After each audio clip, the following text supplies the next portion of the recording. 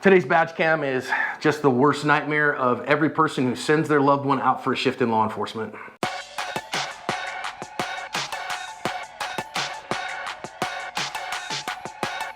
Hi friends, welcome to today's bonus badge cam lesson here at Active Self-Protection. I'm your host, John Correa. I'm your co-host, Mike Williver. Today's video comes to us from Las Vegas, Nevada. BakerTargets.com is where I get the targets you see me shoot all the time on Active Self-Protection Extra.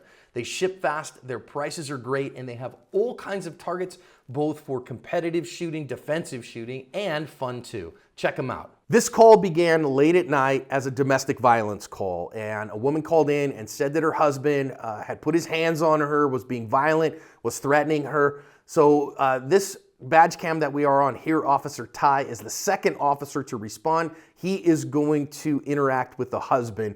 One last warning, it's not graphic at all, but it is serious. Let's listen into the badge cams.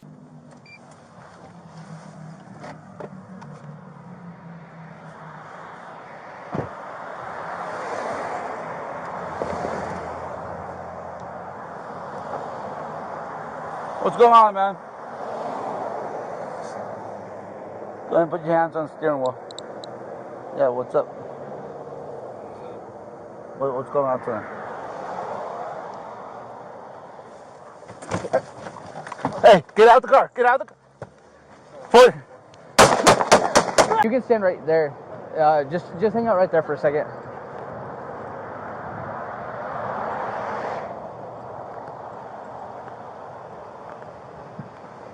Hey, get out of the car. Get out of the car. Control 1R4.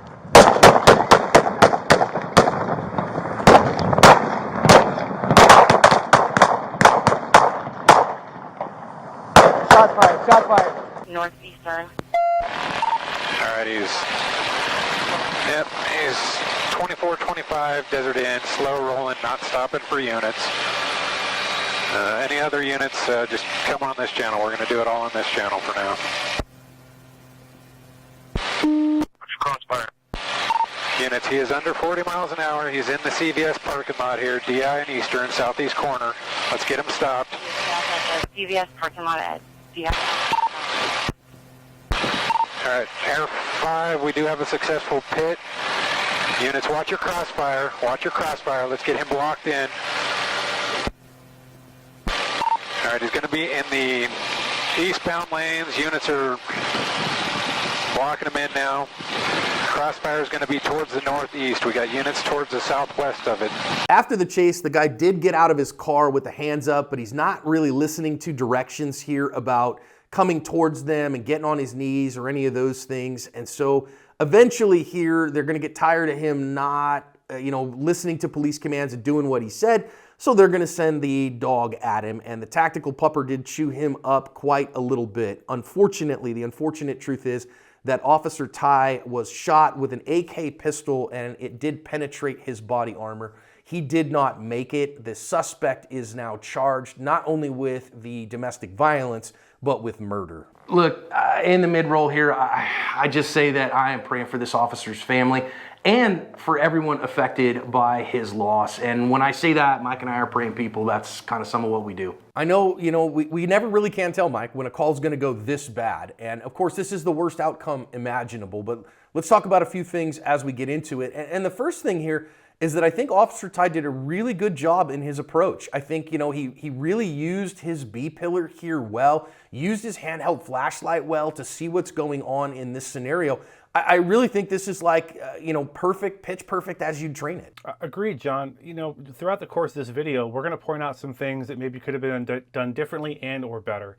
And I just want to emphasize up front, this is in no way a criticism of this officer. If he were here, he would beg you to learn these lessons. If you're watching this in roll call, he would plead with you, hey, learn this lesson, maybe do something a little bit differently. I don't like the back window tint here. You're well within your authority, officers, to order the person to roll that back window down. I would have probably done that for starters because you can't see through it. You don't know who's back there. You don't know if they have a gun or whatever else. So better to be able to see back there. But as you discussed, John, this is pretty darn good positioning. He's behind the B-pillar. He's got a nice bright light. He's not putting himself in any sort of fatal funnel. and he's being polite and professional with this guy. So I think everything about the approach was great. I'd like to see that back window come down. That's about the only thing I might have done differently. Yeah, and again, small nits to pick there. Now, the officer, in the course of his investigation, again, he knows this is a domestic violence call, so this guy should be paying attention to him and to him alone. And really where the officer decides to act, guy puts his hands up on the wheel, and then he decides to go look in the passenger seat. So what is he looking for in that passenger seat? Well, I don't have all the baseball, inside baseball on what the 911 call was, what the wife said in terms of, what he had on him or anything like that. But this is the point that Officer Ty decides, you know what, this guy is going to be real trouble and I got to do something about it because he is fishing around and looking for bad things. I don't know if he saw the actual AK pistol in here, but man, this is bad stuff coming. John, I say all the time that there's a tendency with law enforcement, if you're to get in there and control things. And I understand that instinct because you don't want bad things to happen. So his response to this was to get in there and try to control the guy. Now, if this were me, I would have probably backed off and or drawn a gun or whatever. This guy's already shown a propensity for violence. I assume these officers know that's who they're stopping, a guy who just beat up a woman. So I assume they know he has a propensity for violence. I don't like reaching in because once you've reached in and grabbed him, then what? What are you going to do at that point? Because now you've got a car door between you.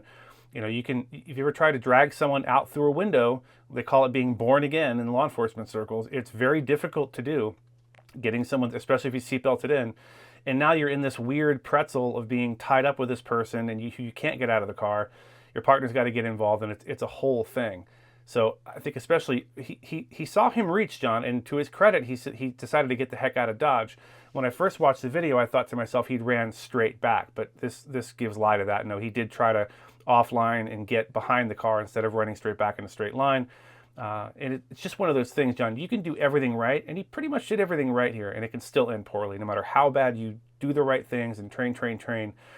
There's not an answer for every single possible exigency, and this is a good example of that. Yeah, that's the truth. And this is why we always say, every single day, private citizen or law enforcement officer, you practice spiritual fitness, which means that you've solved every conflict that you possibly can. You handle all the challenges with your family as possible, that they know that you love them and you've solved every conflict you can, and that you and Jesus have a strong relationship because you don't wake up oftentimes the morning of your death and know it in advance. So you want to practice that spiritual fitness all the time. And the second thing here is, not every fight is winnable. I mean, it's just the truth of the matter. Officers do not wear rifle-rated plates.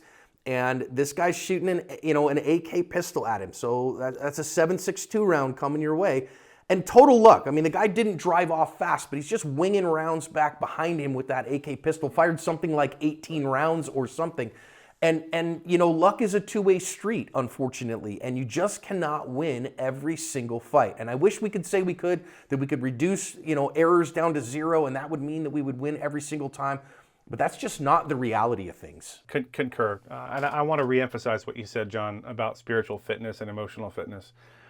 I like to say that if something happened to me today, if a plane landed on me and I died, everyone in my life who I care about would know exactly where I stand with them. My wife, my kids, my church family, you, Neil, Steph, everybody would know where they stood and that I cared about them and that I love them because I tell them.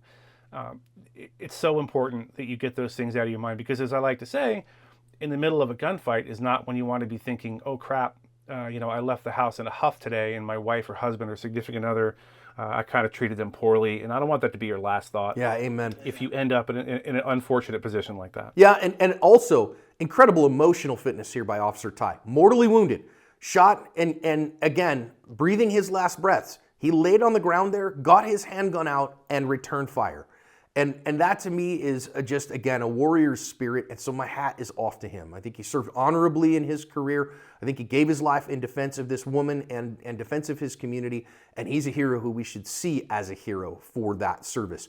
Now let's think about the secondary officer here. We want to, chat just a little bit because he gets into a weird spot. Again, as he's walking up to try to help Officer Ty kind of deal with this guy, everything pops off and the guy decides, oh, okay, he's running. And you can see it's super chill at first, like, all right, guy's running, whatever. We'll call it in and we'll get somebody chasing him. And now the shots start, and he has to get fire on this guy, and you can just see the sparks from AK rounds coming towards Officer Ty here. So he's got to get shots on this guy while he's shooting through two fences, trying to put some light on it. Man, that's tough shooting. You know, you can become complacent in various different ways. I remember towards the end of my career, if I would make a pedestrian stop and the guy started running, but I didn't have any information that there was a reason to chase him, I'd be like, all right, well, I've got his ID in my hand. You know, we'll find him later. I'm not going to get into the risk of a foot chase unnecessarily. I think in this case, he was a little nonchalant when the guy drove away, but it's like that probably happens once a month at least. And all the 100 times it's happened before, the back window didn't explode with AK fire. So certainly wasn't expecting that. However, when it started, this officer did, I think, what he was trained to do and instinctively you do under these circumstances, which is to get the heck out of the way and get out of that line of fire.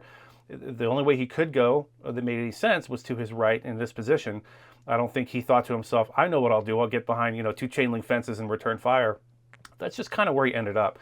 I commend him for trying, but in this position, the odds of getting an effective shot through, under stress, like I always say, heart pumping, adrenaline pumping, through two sets of chain link fences is pretty slim.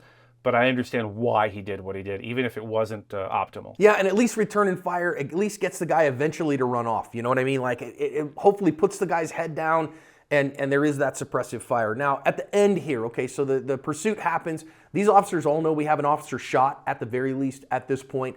And I know some people are going to ask, well, wait a minute, he's just kind of standing there with his hands up, so why do they send the dog at him? I think that the answer here is that number one, we're trying to get this guy into custody, but he is not complying. He's kind of standing there playing stupid. Number two, let's be real. Officers are human too, and they have absolutely no love lost for this guy. And so I don't have a problem with them putting the dog on him because it's going to get him into custody, and we know this guy is violent. He's killed cops before, and I don't know that he's got any more. They did find a pistol inside the car, the AK pistol and a secondary pistol. So strong possibility the guy's still armed, and so I don't have a problem. John, at this point, as a law enforcement officer, as this proud agency, we're not messing around. You just killed one of our partners. Understand something, viewers. These officers don't just come to work and punch in and punch out together. Odds are they spend time together. They have barbecues together. They go to each other's kids' birthday parties. And they're good friends, the best kind of friends, because they've been through a lot of stuff together. Kind of like two veterans who nobody else can really understand what they've been through if they haven't been there. So this isn't just someone they work with. This is probably a very good friend. Probably their kids call him Uncle Ty. You know what I mean? So this isn't just another day on the job. And the fact that they were as restrained as they were, and didn't just exact vengeance on this guy is commendable. I think at the end of the day, we need to learn these lessons. If Officer Ty were here, he would beg you to learn these lessons, officers, deputies, agents. Those little tiny things can make a difference. And I'm not saying this would have made a difference in this case, but all we can do is learn these lessons from these tragic events and try to get better.